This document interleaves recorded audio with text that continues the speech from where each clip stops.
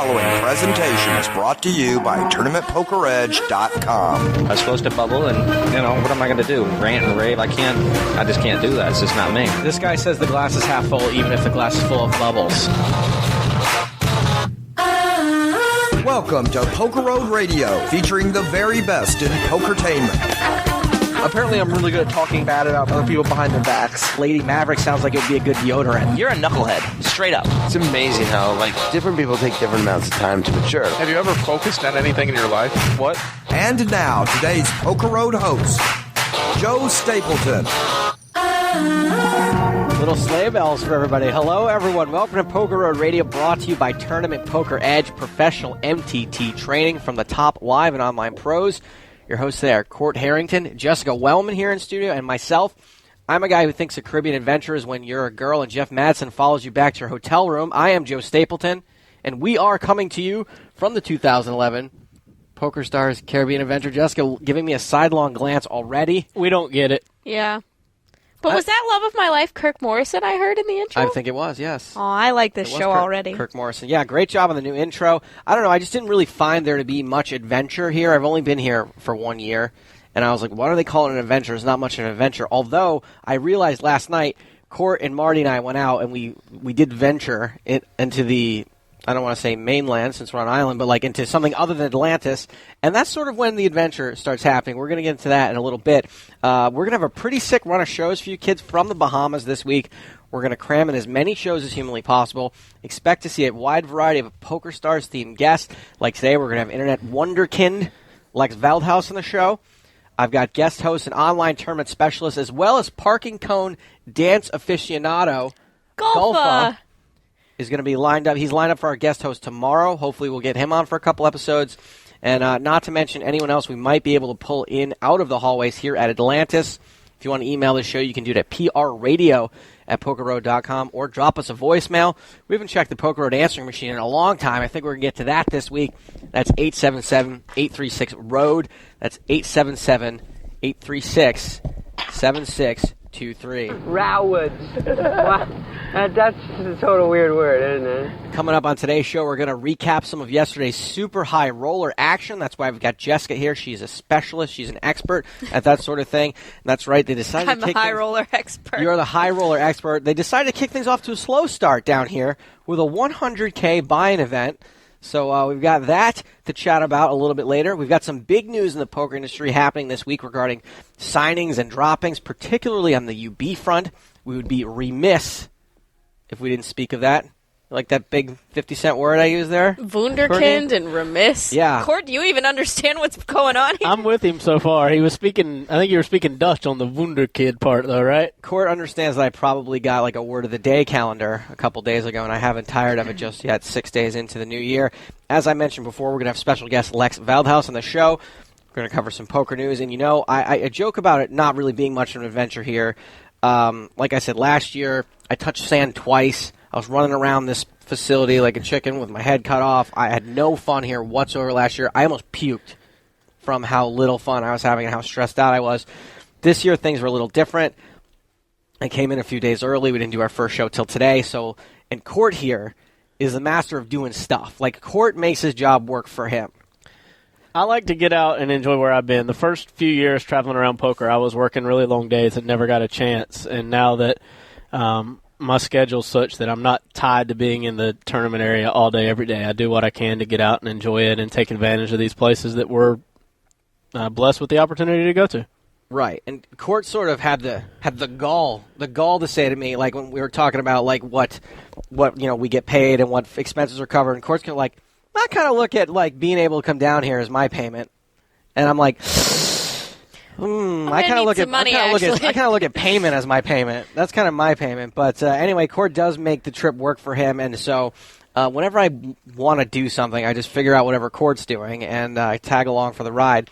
And so yesterday, he and Marty Derbyshire from Poker Listings wanted to go off campus for dinner, and of course I was totally stoked for that. And that is where the adventure really begins. And the night before, I'm not going to lie, I was Googling some of the shadier things about Bahamas. I wanted to find out, where the good brothels are, where the good cocaine factories are, stuff like that. I'm just kidding. Anyway, I was like just Googling like weird stories from the Bahamas, and I found this guy's blog where he talks about how crazy the cab drivers are, and how a cab driver tried to sell him drugs, and how a cab driver did this and that. And he was a poker player, although it was anonymous. It was not a guy who listed his name. And I thought, this is like probably bullshit. This is probably BS. But no sooner than Court and Marty and I like stepped off the curb here at Atlantis, did our path sort of was similar to this blog. It was interesting. But before we got here, there's one more part to the day I would like to mention. Please. Earlier in the day, me and Stapes grabbed lunch, and it happened to be near some shops. And Joe came to the Bahamas. He did not bring a bathing suit, flip-flops, or sunglasses. He had none of those items. And I said, did you just forget, or what was going on? He said, no, I looked at my flip-flops and thought, I'm going to the Bahamas. Why would I need those? I literally had that conversation with myself. They were right next to my bag as I was packing. I was like, I don't need those. It wasn't that I forgot them. I thought of them and then thought against bringing them. And I won't go anywhere without sunglasses. I didn't bring sunglasses. Oh, that's a must. I mean, even going to don't own Foxwoods, I take sunglasses. I own a couple pairs, but they're like in the glove compartment of my car or in my drawer, my dresser drawer at home. I don't wear them ever. I, on the other hand, did not bring a shirt with sleeves, which I'm now regretting because it's cold. actually fairly cold It's when cold you're in there. indoors, and even outdoors it's a little bit chilly. But back to the cab ride. So the three of us, we tell them that we want to go to the fish fry area, which is all the cab drivers know what you're talking about. Fish fry without me. Yeah, no, it's a shame. You were invited, weren't you? No. Oh. I didn't know you were going. I could have found time for the fish Yeah, fry. you were too busy. We'll go again. Working. Yeah, I was like, we better go again. Yeah. I like that place. But so all the cabs here are vans, and so the three of us pile in the van. The cab driver was sitting in the van, and the door was open, and I was like, "Oh, I'll shut it." And I go to shut the door, and as I'm shutting the door, the cab driver gets out of the cab and starts walking around. Well, I thought he got out of the cab to come close the door because it was a little tricky to close, and Court managed to get it closed before the fella had got around to our side. And then what happened was Court closed the door, and the guy didn't get back in the driver's seat. I was like, what are you doing? He's probably like, this dude with no sleeves just got in my car. I'm really concerned. But the thing is, like, it's not even that we, like, just got into his cab. Like, he's out there hawking, like, trying to get, he's like, you need a cab, like, out his car window. And so we get in, and as soon as we get in, he gets out. And he doesn't.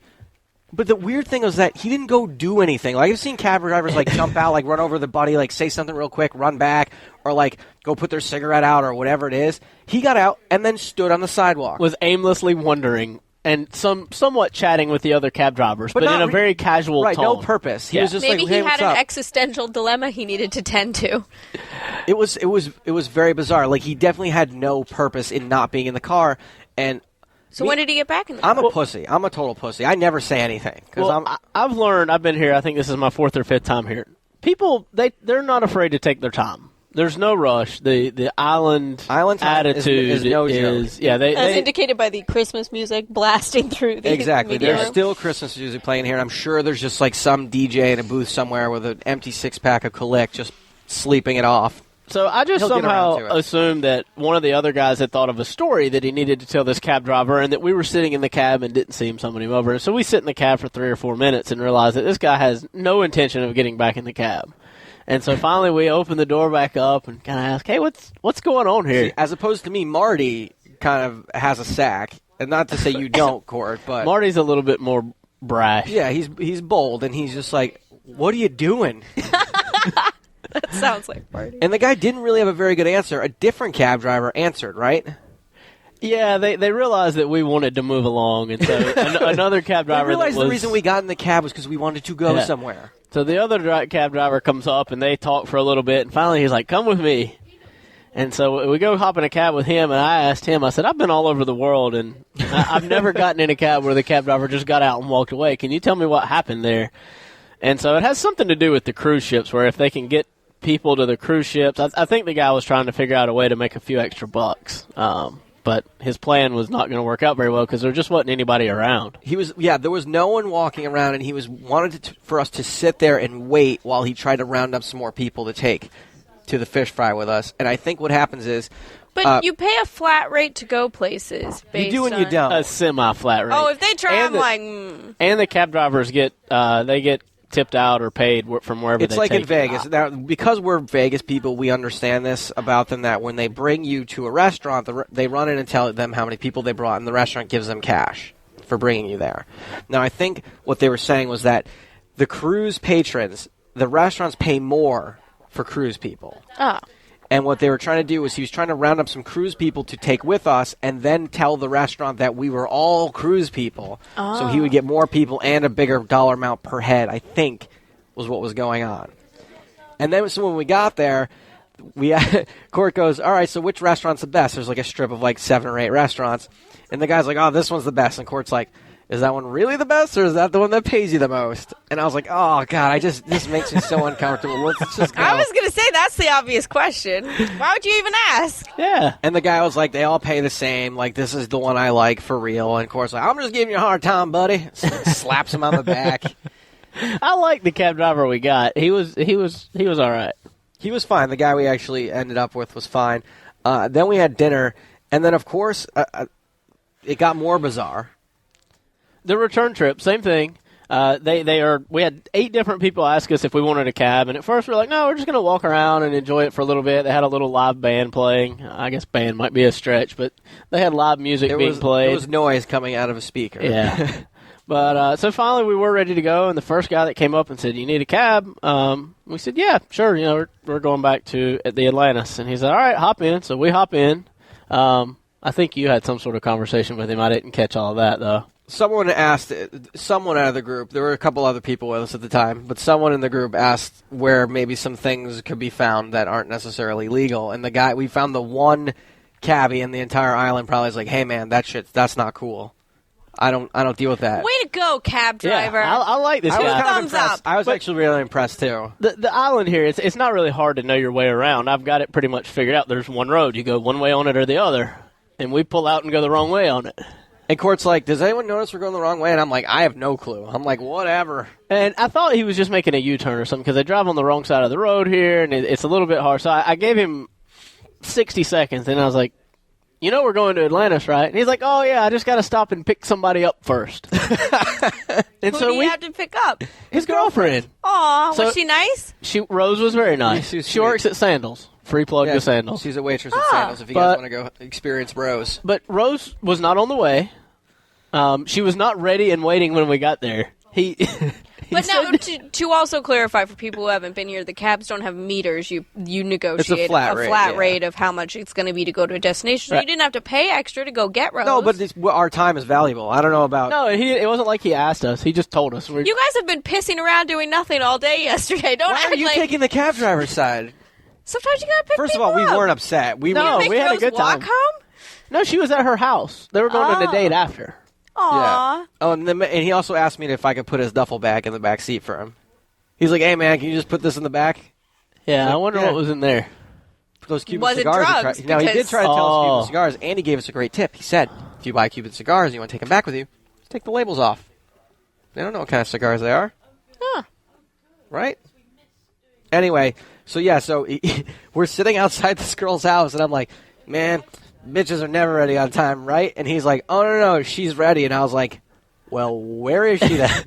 Nowhere to be seen. And it wasn't that bad. It was maybe 90 seconds till she came out of the house or whatever. But yeah, it was awesome. We got to be part of the cabbie's date. So we got to experience a little bit of the adventure aspect. Finally, I did. Sorry you weren't invited, Jessica. It's all right. I was just covering this. You were busy. We asked you. You said you couldn't go. No, you asked me for lunch. You didn't say a word about dinner. You turned down one. You turned down them all. Wow. Harsh. You only get one chance with Court Harrington. One shot. One and done. Now, Jessica was here working tirelessly covering poker, which is something that, Court, you and I are fortunate enough to not really have to do anymore. We can do a commensurate glance at updates. I can read a Jessica Wellman recap article, and then I'm good to go. I don't even do that. I just ask Jessica what's going on. That's right. Yeah, I mean, then I beg her at the last minute because even reading one article has become too laborious for me. There's a beach out there, you know. And so, yeah, not for me. That I'm going to traipse through with my sneakers and my pants. There's a bed up there, is more like what's keeping me from... Yeah, you did get up bright and early at 12:30 yesterday. Yeah, I tried. 8:30, I woke up feeling very refreshed. I was like, I think I might take a stroll down. And I was like, let me close my eyes for one more second. Blankly all eye, 12:30. And the night before, we did not do anything. No. We wandered around for 2 hours, got some ice cream, and ended with a nightcap at the bar. And it's like, it's almost midnight, guys. We should call it a night. I've been sick, so I've been trying to rest up and give everyone 110% here on PokerRoad Radio. Now, Jessica was here. She was both battling the poker world outside in the elements out there, taking notes and getting ready for her recap, but she was also waging a bit of a war via Twitter. Now, not a war. I was just correcting. Right. Well, not a war, but you were. Look, I would say if anything, you're under siege. Now, apparently, I want to talk a little bit about the Bluff Reader's Choice Awards. As long as we have voting is still open. The managing editor. Yes, the managing editor of Bluff Magazine. By the way, Jessica Wellman here in studio with us. I want to talk about the Bluff Reader's Choice Awards now, specifically in the categories in which things I am associated with are nominated. First of all, there are several. At first, I was not going to campaign because I just didn't want to do it, and I think it's kind of lame. Weren't these the awards that went on for about 6 years the first time we campaigned for them? It's a long voting window. Yeah. And so, I wasn't going to campaign and because it's lame, and also because I don't want to campaign and lose because that's super lame.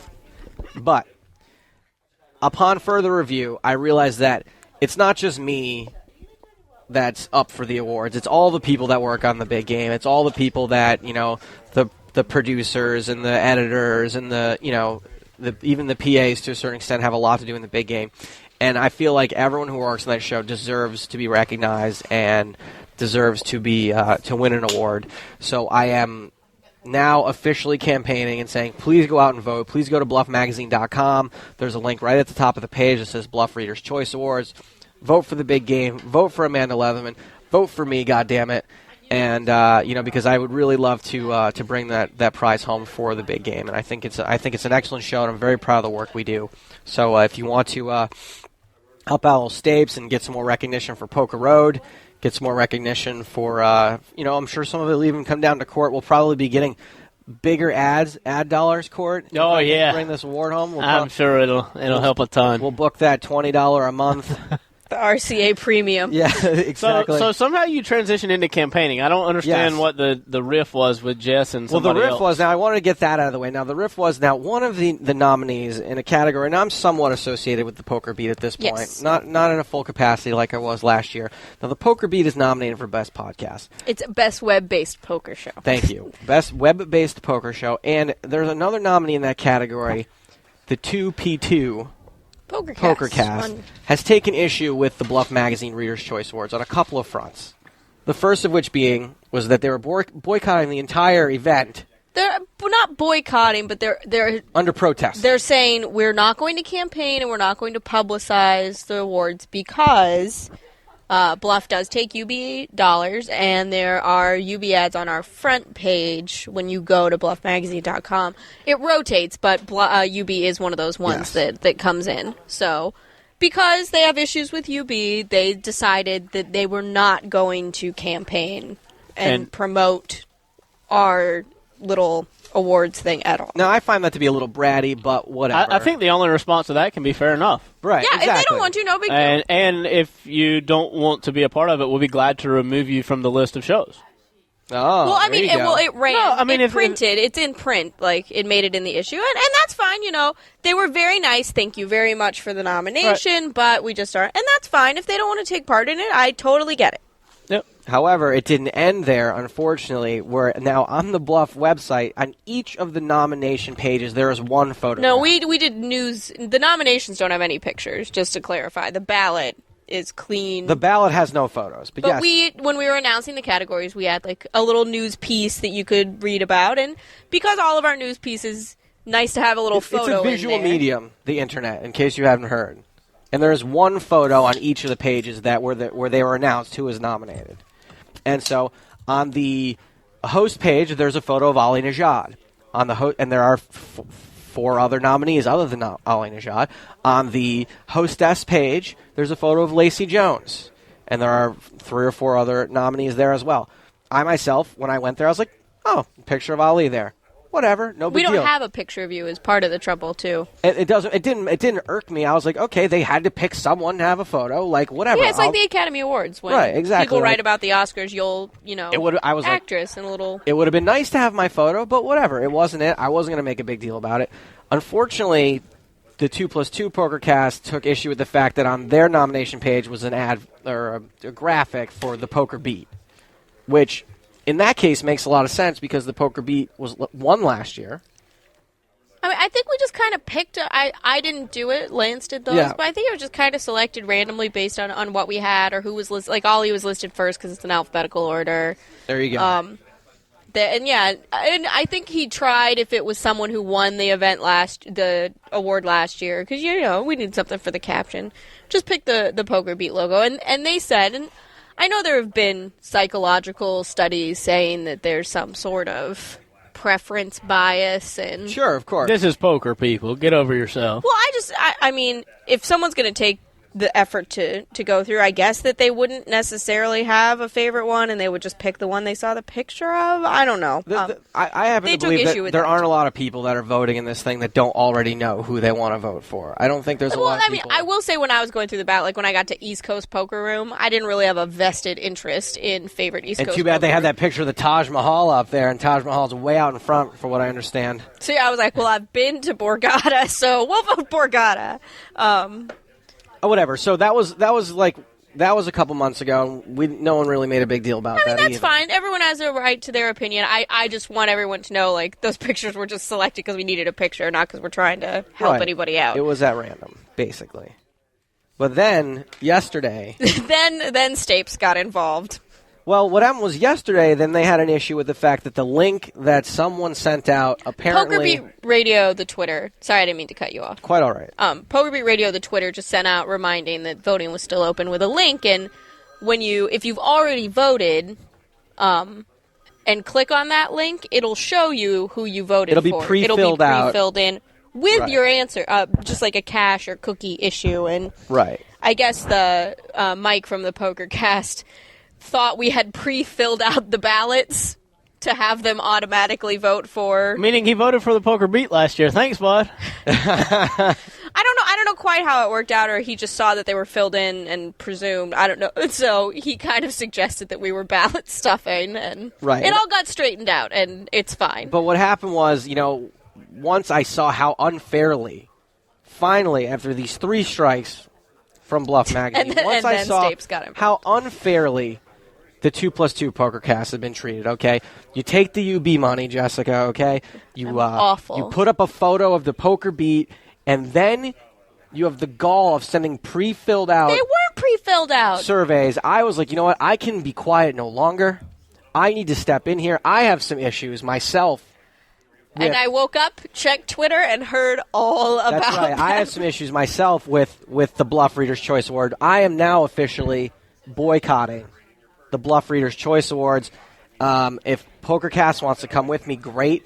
Maybe we can You do can our make own your own awards. Reader's That's right. Choice We did the PokerRoad Reader's Choice Awards. Last run of shows at Bellagio. You should listen to them. But so my first issue, I'll just read my tweets verbatim. Hey, at Jess Wellman, I too am boycotting the Bluff Awards along with at And this is where Drunk Joe had some issues because he referred to in about 15 tweets the P2P PokerCast. Now the PT. First of all, that's part of the issue as well. Is that maybe So they may not even know that you have joined up in their I services. too am boycotting the Bluff Awards along with the P2P PokerCast because you list the big game as being on FSN. Rigged.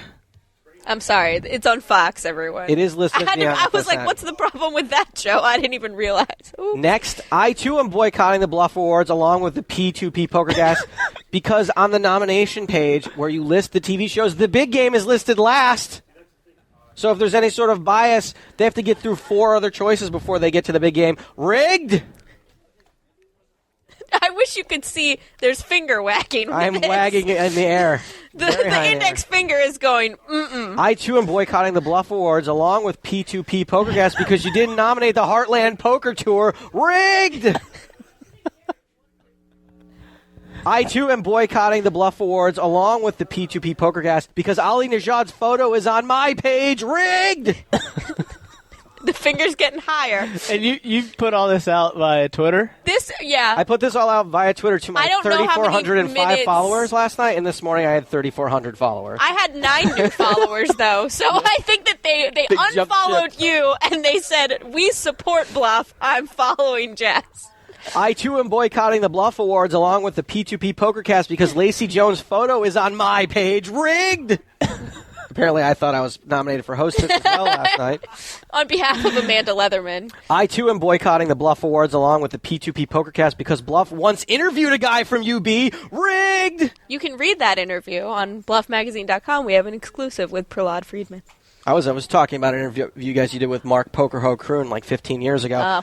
I, too, am boycotting the Bluff Awards along with the P2P PokerCast because you like the song Red Red Wine by UB40. Rigged!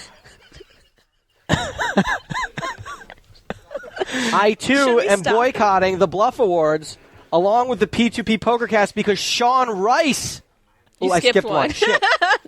I, too, am boycotting the Bluff Awards along with the P2P PokerCast because you eat Uncle Ben's UB's rice. Rigged! Do not eat UB's rice. Or... do not interview Sean Rice, who is a player for UB. Rigged! Sean Rice is still around. Finally, I said I, too, am boycotting the Bluff Awards along with the P2P PokerCast, as I probably won't find this nearly as funny tomorrow. Thankfully, we checked. He still does. I do. I find it even funnier, especially because... if you had not made it the P2P PokerCast, it wouldn't have been funny at all. I have to credit one guy who gave me the perfect answer for this. This guy, his name is Ginzerd. Tony B said, "Do you really want to get into a spam war with the internets?" And as soon as I got that, I was like, "What have I done?"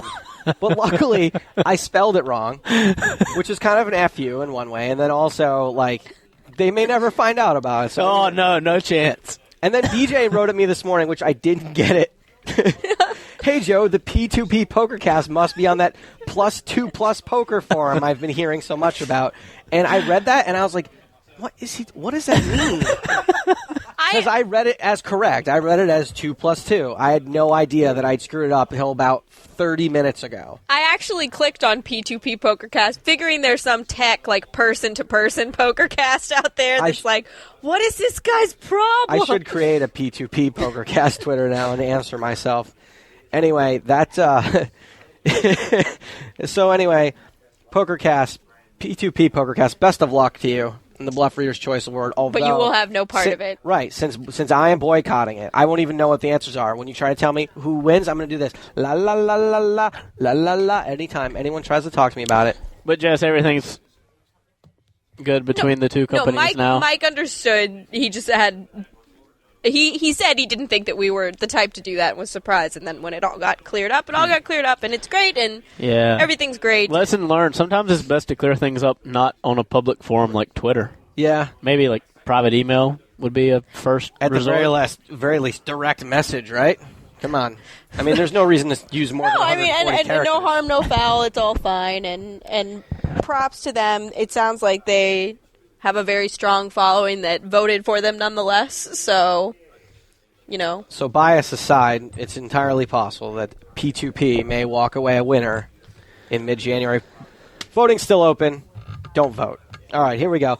The PokerRoad League, real quick, just wanted to talk about it. Kicked off this past Sunday. Nope, it's coming up. It's coming up. Yeah, we pushed it back 2 weeks. Pushed it back 2 weeks. Perfect. So that's going to make Sunday fun. The 16th. I like those. Yeah, Sunday the 16th. Sunday the 16th. All the tournaments are. That's on Broadway. What is it? Broadway Tables. BroadwayTables.com. Yep. BroadwayTables.com. All tournaments are no limit hold'em. They're $33 buy-ins, which I think is like a perfect amount.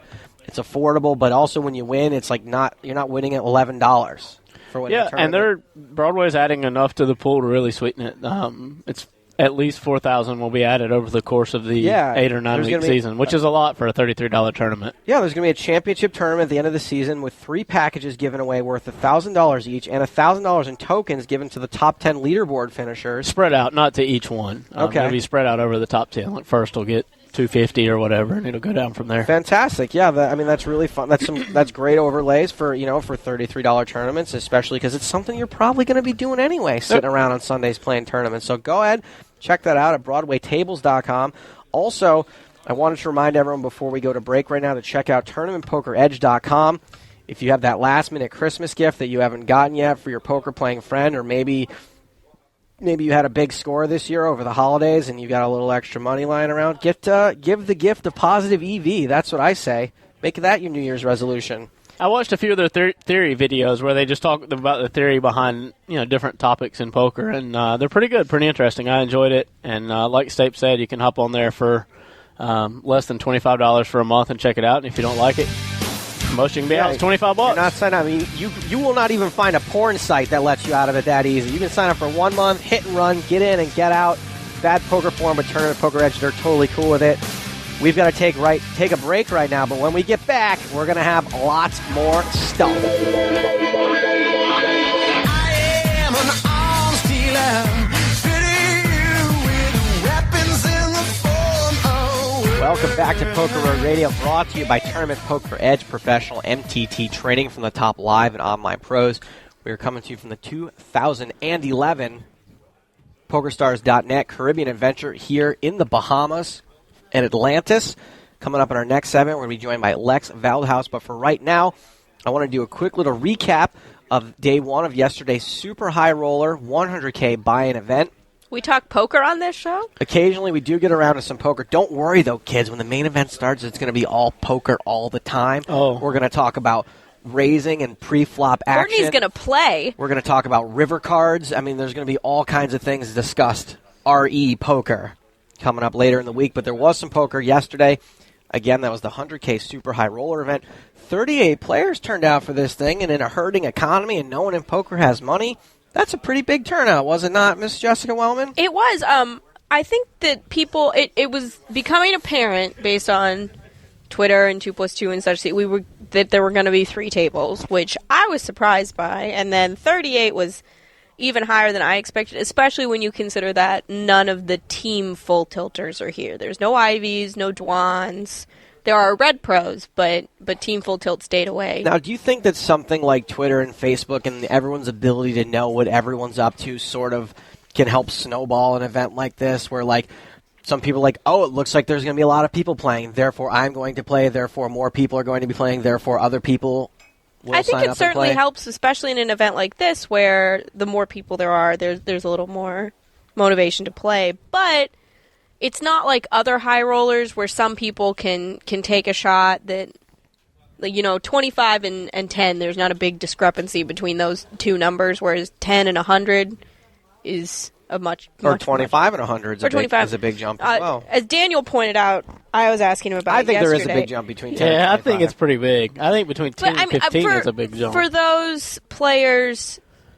For these 38 guys, there are people I see in high roller events sometimes that I'm a little surprised to see them there, but taking a shot and potentially losing $15,000 is not as big a hurt to them as taking a shot and potentially losing $90,000. Right.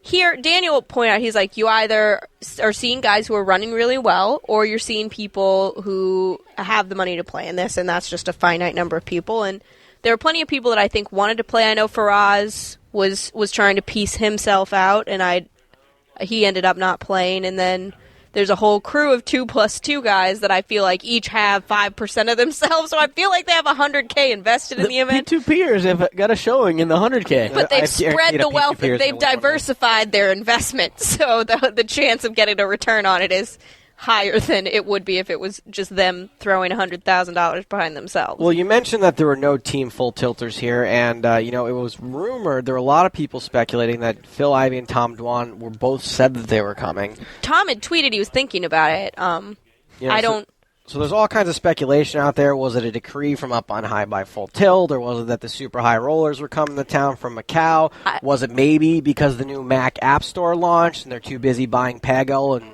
Lego Harry Potter? We don't know. Phil Ivey playing Lego Harry Potter would be delightful. And you also said that there are, some that occasionally names will surprise you of people who play these high roller events. There are a few names on there that surprised me. one of which was Umberto Brenes. Who I was reading on 2+2 apparently is quite the P2P filled me in that Umberto is quite the Costa Rican businessman and at one point does or has owned a cookie factory. Can we get an obligatory dough joke from anyone here? Court? Nope. Set up your out. No, but I will say I was immediately struck with visions of I would love for Umberto to tour children around the cookie factory like Willy Wonka style. This cookie is shaped like a shark. What does saying that you run a cookie factory in Costa Rica really mean? I don't know if the cookie barons of the United States how much they're really pulling in. Mrs. Fields has to be loaded though. Yeah. I would think she has $100K to Isn't Mrs. Fields like one of the richest people in the world? I went to school with famous Amos's kid in college. Little Amos. Amos was always way too close to anus for me. It was like the easiest move ever. I mean, N is right next to M in the alphabet even. You just chop off one of the loops of M and you get anus. I don't know. That's just me. Some other names that were kind of surprising to me seeing in there. I mean, and correct me if I'm wrong. Maybe I shouldn't be surprised to see a name like Bill Chen playing a 100K event. I was surprised to see Bill Chen playing a 100K event. But or a Hoyt Corkins playing a 100K event. Hoyt's an enigma to me because he comes on the big game, dusts off 100K in like 4 hands. Got to get it back somewhere, bud. Tips his cap, walks out of the room. But if Alabama is anything like North Carolina, maybe Hoyt's just cleaning up in some Alabama home game that we're not aware of. I mean, maybe that's what it is, or maybe he, Doyle doesn't travel so well these days. Maybe Doyle just says, "Hey, go in my stead." I don't think he was wearing Doyle's room though. Or he wasn't. I don't think he had a patch on. That would be a huge boo-boo if he flies specifically just to give some. My bad, Doyle. Oh man, for Doyle, I done forgot my patch. Yeah, so and then Phil Locke actually I felt was kind of surprising playing a 100K event. Antonio. Well, Antonio's coming off a win. Right. That one made a little bit Andrew more sense. Roble also coming off a win, so that kind of makes sense to me too. Right, but and then Phil Locke, he even commented that he was surprised to see himself there, and he said he couldn't think of what was his quote? A faster way to lose 100,000. And he's one. I think he's the absolute bottom. He's in out chips now. Right? Oh, he's out. He, Justin Smith, and Sorrell are already out today. Oh wow, okay. I saw him running down the hallway to make it. He may have busted before he even took his seat. And then of course we had the. Go ahead. I was gonna say, what % of these players are pieced out? Like how many of them are playing the full 100K? The only person I would say assuredly spent all $100,000 on himself is Guy.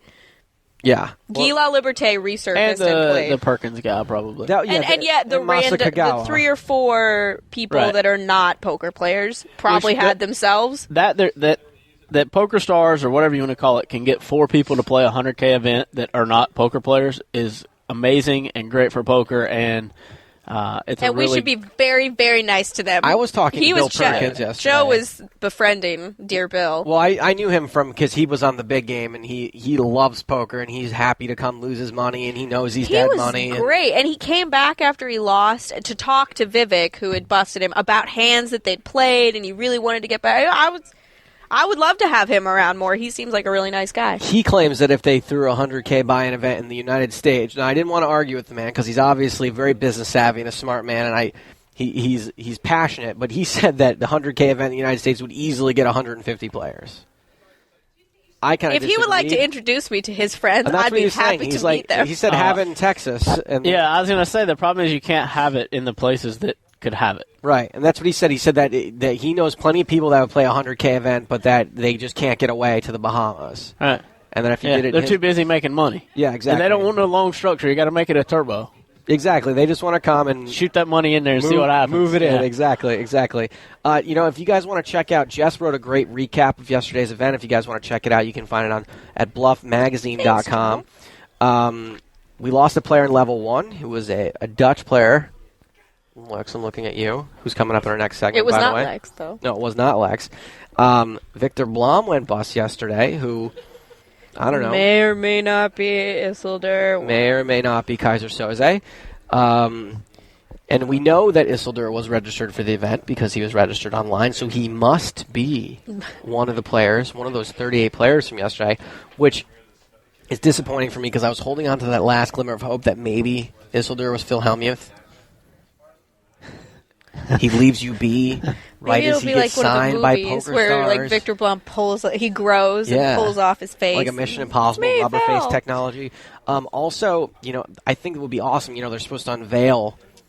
They are. He's going to play Elke. That's right. On Saturday, I believe. At the very least, PokerStars, Phil Hellmuth's a free agent. They should hire Phil to at least come out on stage and then make the real announcement. How awesome would that be? If they're like, Isildur won, and then Phil comes out and he's like, hey, everyone, and now the real is... I don't know, whatever. I love Phil Hellmuth. At the end of the night, Daniel made a pretty big laydown that would have given him the chip lead. After finding out what his cards were, it wasn't so big a laydown. I don't know if he made that public or not, so I won't say what it is. But I think he had gotten to 5 bets pre-flop, so there was a lot of chips in that pot. And he, quote-unquote, didn't want to pull a Joseph Chung, is what he told me afterward. But yes, coming into day 2 today, Tobias Reinkenmeyer was the chip leader. Daniel, a close second. Daniel is now the chip leader because he busted Sorrell. He is over $1 million. Look at that. Daniel over $1 million. Daniel very hot lately.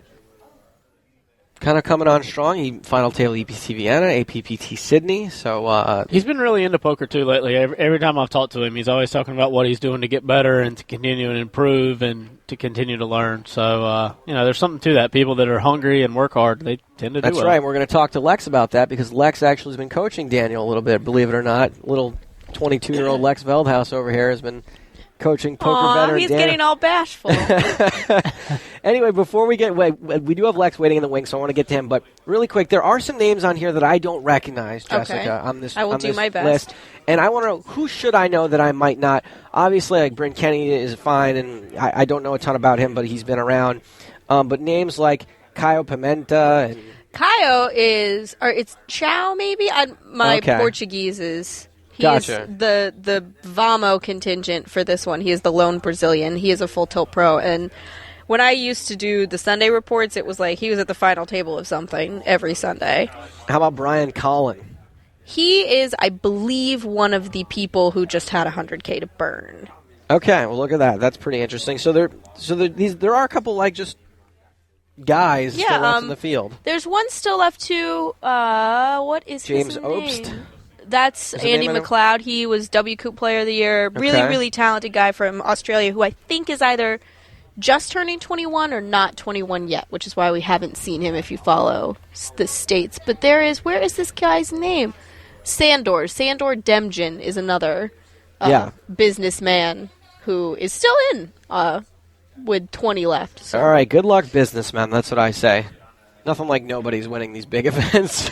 I love that we're referring to these people who have millions of dollars for their businesses. He's a nobody. He's no Andrew Lichtenberger. Yeah, I could talk on that subject for a good 15 minutes, but we won't do that now. We'll save that for later in the week. And that's a great conversation that I would like to have with you on the air court. Absolutely. Oh, and quick little side note, I met Jason Mercier's parents last night, and they are just as sweet as can be. I bet. They're exactly what you'd expect his parents to be like. Anyway, and plus, I buttered him up real good, telling him what a nice kid Jason is, which isn't a stretch by any means.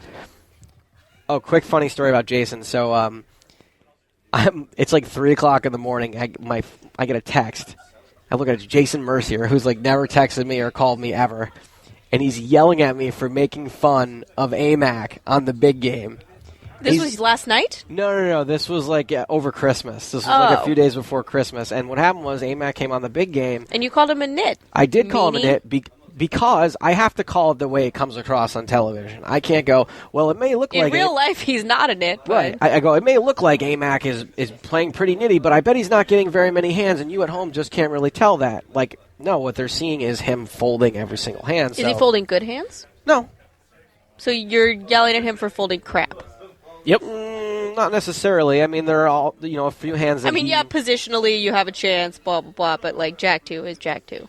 There's Jack 2 is Jack 2. But I will say this: that someone like Scott Seaver came on the show, and he didn't need good cards to play hands. He played 9-5, like 4 hands in a row.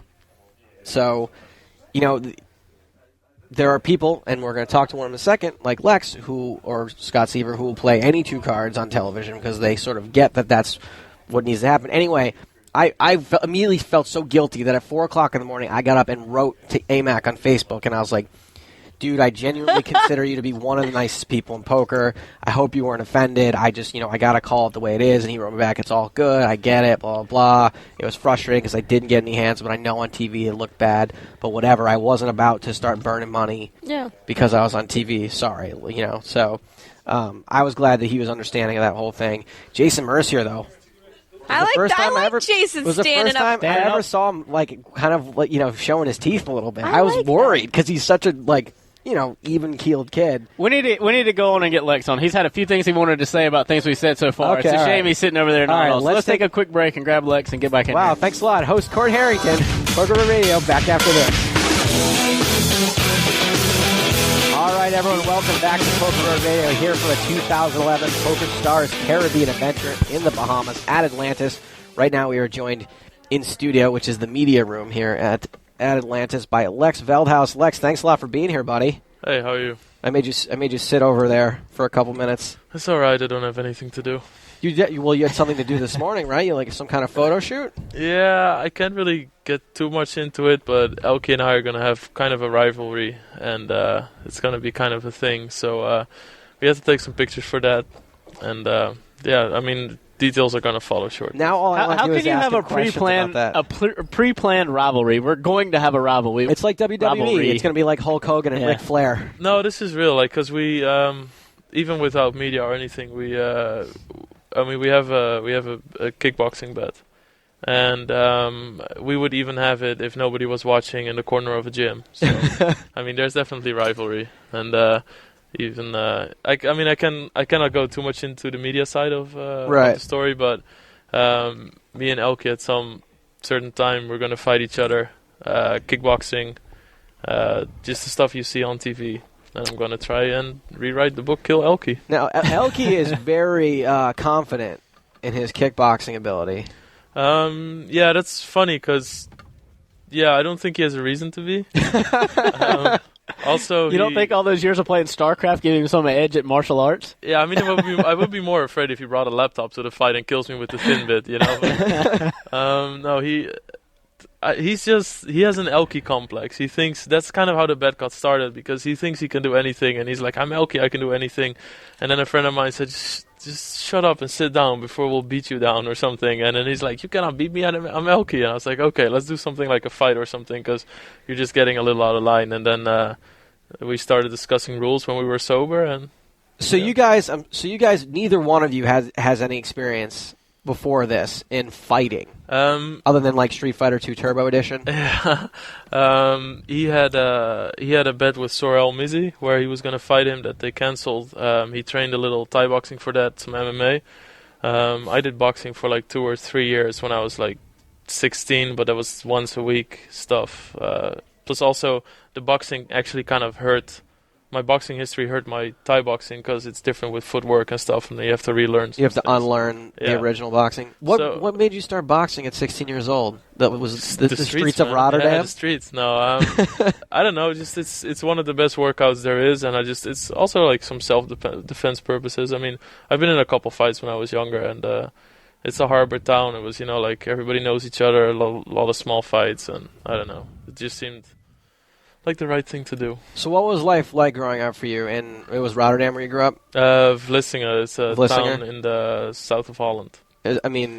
What kind of kid were you? A nerdy kid? Did well in school? I did really well in school when I was a little younger. Then when internet and puberty and stuff came around, I started being a little more rebellious. Internet and puberty, did he, man? I understand. I was a straight A student until those two things hit, until I discovered girls, and then it was straight B minuses for the rest of my life. Exactly. So, we would skip school and just smoke and play soccer like all day long every day. And, we had the kind of thing that, I guess just puberty kids do. And, I had a pretty good childhood. I had good parents, good home atmosphere, if I can put it like that. And I had a lot of friends, so I had a pretty good childhood. So when was it that you sort of started getting into what eventually became your career? Like, what's the first moment you can remember of that set you on this path? Well, I definitely started becoming really rebellious when I was like 14, 15, or 15, 16, I think, and started skipping a lot of school, and I played a lot of video games, kind of to find a different path to success or something. If you if you will. Did you know that then, or were you just playing video games? I was obviously just playing video games, but I really thought that I could achieve something. Like you saw people like Elke or another friend of mine, Victor from Holland, who got paid playing video games, and you think you can do it too, or at least you try to, and that's the way you try to defend it towards your parents. You say, "Oh no, but my friend gets paid," and my parents are like, "Yeah, right, okay, sure," but you're not. So, but I mean, you're trying to look for other stuff. It's kind of, you're living in la la land thinking that, but I mean, it is the path that eventually leads you towards poker that way, or dropping out of school to play poker, is because you believe in stuff like that. So when did you meet Elke then? I met Elke when you're talking to an internet nerd, so right. Meeting him, you mean when we first talked online? Well, no, let's talk about, so you were aware of Elke before you knew him? Yeah, I think I met Elke when I was like 16, something like that. Mm. And how old are you now? 27. You're an old man in this industry. Yeah, stop it. So, all right, so you were aware of Elke as being a professional StarCraft player? Is that? I played the first couple of games against him when he was not yet a professional. But I mean, back then it was a big deal when you got a free keyboard and a mouse. That was like, oh, he's a pro gamer or something. But then eventually he moved to Korea, and a friend of mine lived with him, and they became close friends. So we had a mutual friend, and I talked to him occasionally, and we played some StarCraft. But then suddenly some people got into poker. And the word spread kind of, hey, there's a game that you can make money on now.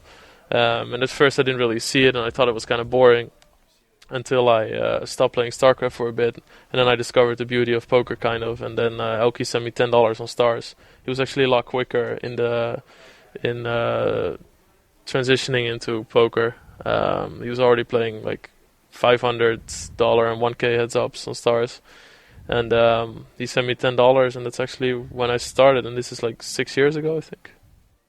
So $10 on Stars, you never deposited again. You're one of those guys. Oh my! I was so broke. Okay. Because you know what? I'm kind of sick of that story at this point. Like, oh, I won a free roll for $25. I was off to the races. I never deposited again. Well, no. Oh, I wish. No. I definitely. It started out in that same worn out fashion. I did play like $10, and then I busted. And from that $10, I played a very long time and actually built up to a couple thousand. But I have a lot of demons inside, and they came out after a couple of years. And I think your demons come out on television once in a while too. Yeah, no, that's constantly there. That's the Antichrist playing. But like I have just just blow ups or lack of care, stuff like that, and. I used to not like it and stuff, but now I kind of revel in it, if you will. I noticed that. It's something I could see on television, that you've been involved in some really big pots on TV, and for the most part, you're on the chips are being shipped the other direction, and I can see there's like a sick pleasure, like you almost like are sort of masochistic in a way. Yeah, it's kind of. I really believe in the saying, gambling is only fun when it hurts. I can really only play well if when I lose, I'm hurting. That's when I play my best, and that's how it's always been. And I used to think that was a leak, and it probably is. But now I take pleasure in the fact that other people are hurting more because I can handle my losses. And that's why I don't run it twice, and I do all that stuff because...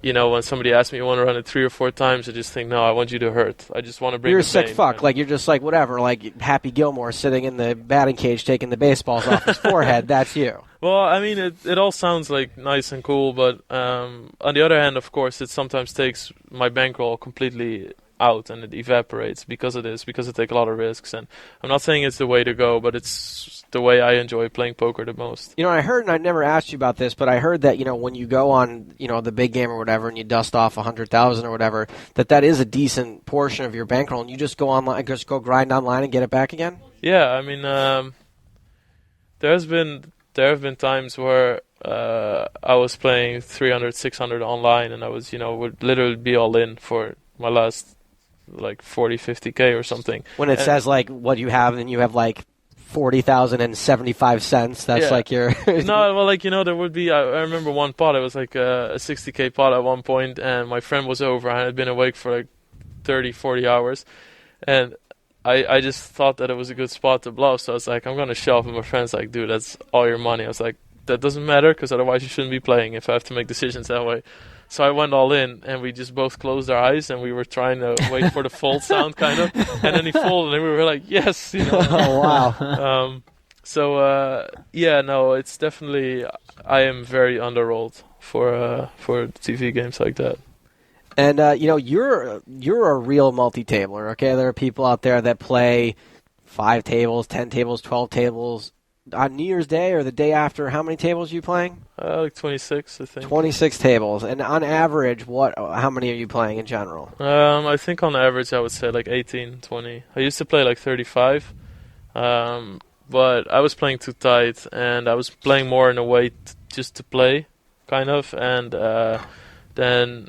That didn't really work out, and I played really wrong, and those glitches came out, kind of, and then I went back to playing 2 tables to really, anytime I folded 8-3 offsuit in the cutoff, to really say, why am I doing this, you know, and that really helped me redefine my game, and the way I play now is, I could not even possibly play 35 tables. I play a lot more you know you're playing too tight when you're folding 8-3 off in the cutoff. Yeah, I know.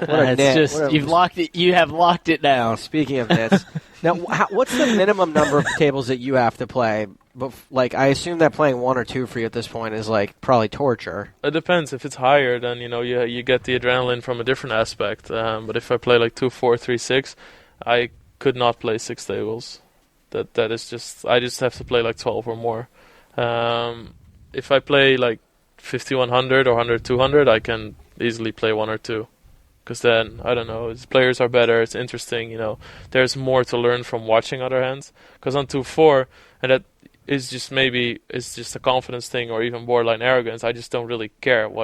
I would only care about what happens in other pots, about what other players do, but I don't want to figure stuff out, like, oh, why does he do this? Right. Like, if it's different than I do it, I just don't like it. Yeah, I mean, it sounds really arrogant, but it's just the way I think, and that's why. You don't have time to do anything else either if you're playing that many tables, right? I mean. Well, no, no. You can still do other stuff. I mean, I can still like browse. When I play like 12 to 16 tables, I still browse the web or stuff like that, or watch reality shows. Because when Evelyn is watching reality shows, I listen. So there have been times where I watched the whole season of a show, but I only heard it and I only recognized the voices.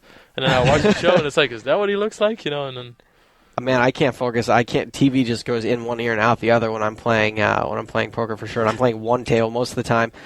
Speaking of that adrenaline rush you get from playing bigger stakes, in 2009 you played the 40K. Yeah. Buy-in No Limit Hold'em event. Was that a big sweat for you at the time, or were you totally used to playing for that kind of money at that point? That was actually right after one of the most successful periods I ever had in poker. So at that time it wasn't that big of a deal. But the thing is, I've always been a cash game player, and even in times where I would play, let's say, like 40K buy-in cash games, I had a lot of trouble putting down 5K for a tournament, because I just kind of felt like, wait, this is a tournament, you know? And then I kind of got over that, and the 40K definitely helped in that, where I just really stopped caring anymore, which is after that I started playing a lot of the high rollers. Yeah. But yeah, I mean, I really loved playing that tournament. And you had a big score in that, right? A 6-figure score? Yeah, I cashed for like 270 something. So yeah, that's pretty good. I mean, it still kind of haunts me because I had a big bet beat on the final table. So took 7th in that event, right? Yeah, it's still. I mean, most people are gonna. What was the hand? Well, I lost to Donnie's turn. I lost Ace King against Ace Jack. And it just hits you so much harder because it's on the final table. People in the audience are screaming, and you don't see on TV that the hand takes like 5 minutes because they have to turn, and then you're looking at the outs, and I'm just thinking like, wow, I'm still like, 80%, whatever. I mean, and then you see the river, and you just feel like you're standing against a concrete wall, and a truck just slams you at the front. And I was just thinking like, okay, well, it's okay, I wasn't knocked out yet, whatever, but. It kind of hits you, and especially if you start thinking about the EV of that hand and everything, right. I mean, it can really be life changing, especially because I really want to win a bracelet. I really, really want to win a bracelet. I would rather win that tournament and give the 300K back just to get the bracelet. So yeah, that kind of hurt, but I mean, it was it was very satisfying for me to make the final table, especially in that field against all those players. I mean, if you look at some of the tables that were in that tournament, it's just ridiculous. So it's a very tough field. So what do you consider to be a prouder poker moment in your career? Like, you know, that was a high-profile cash and a big one, almost $300,000. But I noticed that you did win the Dutch Poker Open. Yeah. Not too long ago. It was in October, right? Or was it December? So. Yeah. October, I think. And you know, there aren't a ton. If we're looking at your Hennen mob right here, there aren't a ton of first place finishes there. So was that a big deal at the time? And that wasn't such a big score. Yeah, I mean, especially because it's kind of prestigious. And were all the other Dutch guys? I mean, PokerStars has quite a few Dutch pros. Were they all there? Yeah, everyone's there. Everyone is kind of playing it always, and it's an event that gets a lot of attention in Holland. So. If I would have to pick to win an event in Holland, I would go for the Master Classics main event first. But this is definitely one I would like to win second, you know. So, and it was just kind of, it felt like a monkey off my back, just winning a tournament. And I don't really care what people say about it, because, you know, like if somebody says, "Oh, he's never won a tournament," I don't measure skill in tournament wins in poker. That would be completely ridiculous unless you do it over 30 years or something. But just to look at a couple of years, I don't think it's really a good measurement of skill. But it is a good measure of being all-round. And I really want to be all-round in poker. So it was really important for me to show that I can win a tournament. So, yeah, I was really happy with that. And some friends were there. And also Siebe Smith, the guy who came second, he's one of my best friends. And oh, that's fun. Yeah, and he started playing poker a year ago seriously, and I trained him, so it was kind of cool. That's actually the conversation that everybody has with his buddy as they're going to a poker tournament. They're like, what if we both make the final table? Won't that be awesome? And you and your buddy did it. That's pretty cool. Yeah, and we didn't do any deals or stuff like that. We played. I think we were involved in most hands against each other on the final table, you know, so there was no soft play, none of that shit, because it's kind of, it will always stand between you and me and him if there was soft playing, or if it was kind of like, well, maybe you should win because it's more important for you right now. And then, I mean, you just want to be able to say I was Dutch champion in 2010. Yeah, you keep it clean. There's no sort of scar there whatsoever. Now, speaking, you said you coach your friend. You're also sort of coaching Daniel a little bit. Yeah, I don't like to say that when he doesn't station rivers. So only when he's not a calling station, I would like to. Is that something you're trying to work into Daniel's game, another gear where he can fold and he doesn't have to pay people off? Well, there was the one hand on the big game where I had the ace queen and I shoved like whatever it was, like 70k or something, or I don't even remember, into a 35k pot. I shoved like 85k or something with the ace queen, and he called me. I just wanted to say. He asked me during the hand at one point, do you expect me to play good? That's like, really? This is, oh my God. And I already saw it. I was like, he's going to call. But whatever, he had some good reasons to make that call, actually. But, no, yeah, we talked a lot about poker. And it's cool to see him, you know, like working on his game like that. And I think he's improving massively. So it's cool. And, yeah. So what was that like? You know, obviously, you know, you're a younger guy in the game, to have like one of the greats of the game come to you to talk about for help. Were you already beyond like thinking that was cool at that point, or? Yeah, I never really cared about stuff like that, really. I mean, I don't. That's why. That might be what makes you a good poker player, is that you just don't give a shit. I mean, it's just like a colleague, actually. You know what I mean? It's just, that's the way you look at it, and I think that's the healthiest way to look at it. Because, I mean, I don't care. Like, he was a friend of mine, and that's why when he comes, if he wasn't a friend of mine, it would just been like, no. Like, what? Why? You know, there's no reason. Like, you help each other out as friends and stuff. But I would never talk to someone just randomly because he's someone for poker. Right. That's just not the way I look at things. All right, I wanted to talk to you a little bit about, what I'm mostly interested in more than poker is video games. Okay, so if you could be making a living playing any game, it didn't have to be poker, would it be poker or would you pick something else? Would you have more fun playing StarCraft or Guitar Hero? No, poker is so diverse. I think other games really start becoming a drag when you just have to play the same thing over and over. It's really cool if you can be the top of your respective field, though. Like if you're the best StarCraft player or the best Quake player or Counter-Strike, it's really cool if you can do that. But I mean, Are those some of your favorite games? Quake, Counter-Strike? I'm really interested to know. Like, what?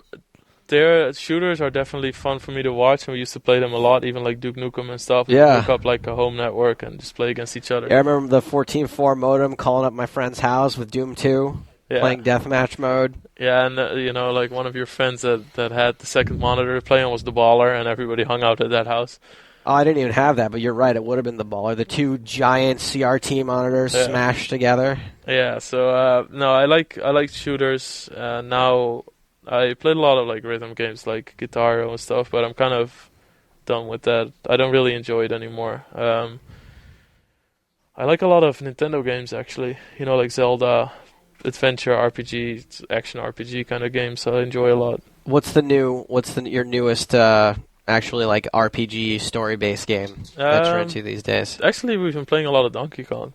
Is that good, the new Donkey Kong? I mean, Nintendo will bring out like their popular games will always be quality. So Mario Galaxy is amazing. Donkey Kong is really cool. They're actually kind of hard too. So how about the new Metroid? Have you tried that one yet? Not yet. I've never. I'm gonna say something really bad. I've never played Metroid in my life. Really? Yeah, and also something really sexist. I was really disappointed it was a girl.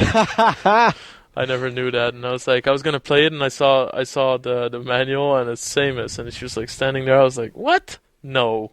At least they made her hot. Yeah. I mean, that's the one thing that they can do. Well, is it a Japanese game? What's that? No, because in Japanese games, the girls always make the girls look hot. Like you had this Xbox game, Bayonetta or something, and it was like a half porn trailer, even though it's a regular game on regular TV. You see this girl in this latex suit walking around, and then she gets slashed. And where does it rip open? Right across her boobs, or like right across her. That's perfect, yeah, because of all these sex-starved video game kids. I have a bunch of... You gotta see these girls now. Look at this. Look at the new Tomb Raider. I mean, come on. Is that really that necessary? What else we got here? I didn't buy these just for research. For those of you listening to the radio show, which would be everyone, Stapes has now dug into his bag and pulled out magazines. Video game magazines. What is this? Game Informer. Game Informer. Game Informer. Yeah, when we were talking about Japanese producers and they making hot girls and you grabbing from magazines, I was expecting something else. Like some hentai porn. Yeah, I was like, going to some really messed up shit. shit. Is this going to be uncomfortable? Yeah, no. That's my main goal, is to make people uncomfortable. Anyway, yeah, I want to play some video games with Lex. Come over and hang out with you and Evelyn sometime and just piss the day away playing video games. I got a couple questions from the forums real quick, then I'm going to cut you loose. Dara999 says, does Lex genuinely play that mega hyper aggro style every time he plays, or is it a bit of an advertisement when on TV? And if he does, what is the biggest downswing he has ever been on? I generally play like that, especially live. I have to say I play a lot tighter online because you just get punished more, it's less deep, you have less information.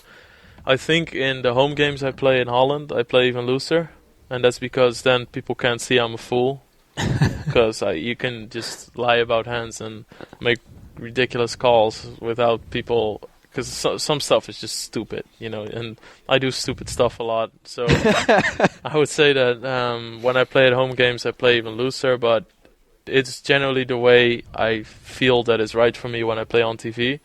The biggest downswing that I've ever had, I think on a day would be like 350k, and solid, strong, as they say, strong. Yeah, and in a week would be like 500-600, and that was also everything I had. I actually busted everything on my birthday, and I had to ask my friend to buy me beer for the people that came over. And oh man, that was your birthday spanking right there. Yeah, but it's okay. Like, I didn't have any responsibilities. I didn't really care about it. I mean, if I knew that poker was going to be so much tougher, I would have, because I always thought like, whatever, I can make it back on 10-20, and it just became a lot tougher. So, But on the other hand, I mean, I might have just made like $1.5 million, and be one of the people that actually got to play with Guy and stuff.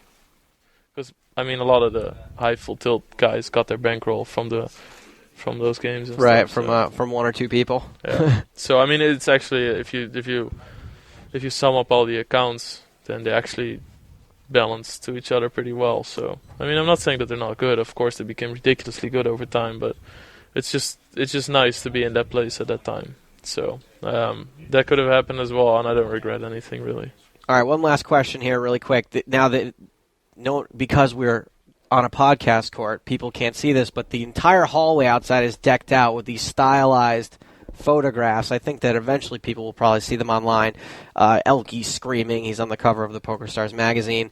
And Lex, you're in one of those photos. What do you think? Do you like it? Do you like seeing it? Do you have like your hands over your face or something in your photo? Yeah, I mean, it's always kind of weird, especially to see yourself zoomed in like that. Yeah. And I mean, poker photos is okay, but it's like a posing photo. I mean, this is a photo where Lex's face is 7.5 feet tall and 5 feet wide. Yeah, I mean, it's a little awkward when you look at it at first, but on the other hand, I don't really care about stuff like that. Even if it looked like horrible, I'm just like, whatever. You didn't walk by and kind of like give yourself a little wink and a...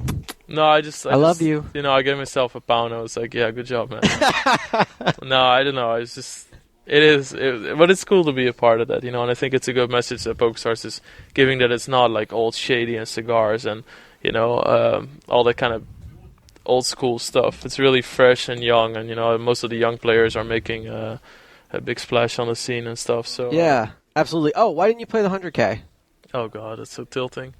Just some reasons that I don't want to get into that I didn't have any influence on. It was out of my hands.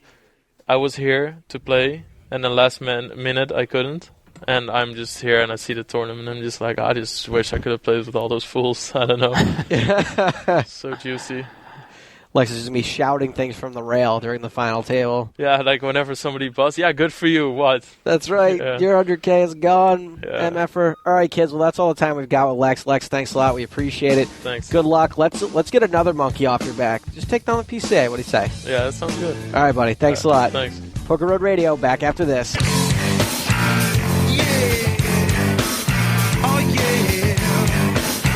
Oh, man, how you guys wish you could be in this chair. As soon as we went to break, I got Lex to tell me all that stuff he couldn't say on the air, and some of it is good. But guess what? I'm not going to betray Lex like that. Don't look at me like that, Court. I went to the bathroom, so I don't know either. I'm not going to betray Lex. But you know what? Something else Lex told me is that, do you remember like a year ago, that guy, his name was Inner Pussy, and he played like 50,000 hands online of poker? Well, Lex told me that he's like cracked that world record like several times, just no one's watching him.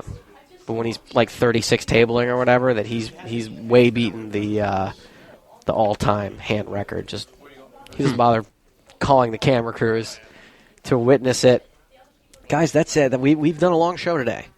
We've done over an hour. I wanted to talk about Prahlad Friedman signing with UB. I think that's obviously an interesting discussion that we cannot avoid here on the show. I'd like Jessica to be here. Prahlad ultimate butt. Prahlad did a whole cards, yo. Prahlad did an exclusive interview with Bluff yesterday, so hopefully during tomorrow's show we'll get to talk to Jessica a little bit about that. I don't think that Prahlad's going to be here at this event. If he is, I could almost guarantee he would come do an interview for us, but I don't think he's going to be here. Although, if you guys are interested in knowing more, I believe he's going to be on This Week in Poker this week. I'm not sure what day they record. I think it's today or tomorrow. I'm not sure. But you guys can check out Prahlad there. Some interesting stuff, especially coming from a guy that was very anti-corporation. I can only imagine what the dollar amount must have been. And you know what? God bless you. God bless you. What if it was all, what do they do? What if it was all table image? Like he was just building this table image for years and years and years about how he would never sign with a corporation so that he could get like the biggest deal of all time. That would be pretty amazing. I got to give it to him for that. Anyway, congratulations. And I say that without an air of sarcasm at all. Congratulations, Prahlad. I like the guy. If he's getting rich, good for him. Anyway, that's all the time we've got for today's show. I want to thank our guest, Lex Feldhaus. Thanks a lot for stopping by. Tomorrow, we'll be joined by guest co-host Golfa is going to be in studio with us, so maybe it'll be me, Court, and Golfa. Maybe me, Jessica, and Golfa. We'll see. Court may be out basking in the rays tomorrow. Maybe. No, I'm playing tomorrow. Oh, he's playing tomorrow. There you go. Yeah, So we'll have him in the beginning maybe and then cut him loose. Yeah. Halfway through the show. That is it for today's show. Thank you.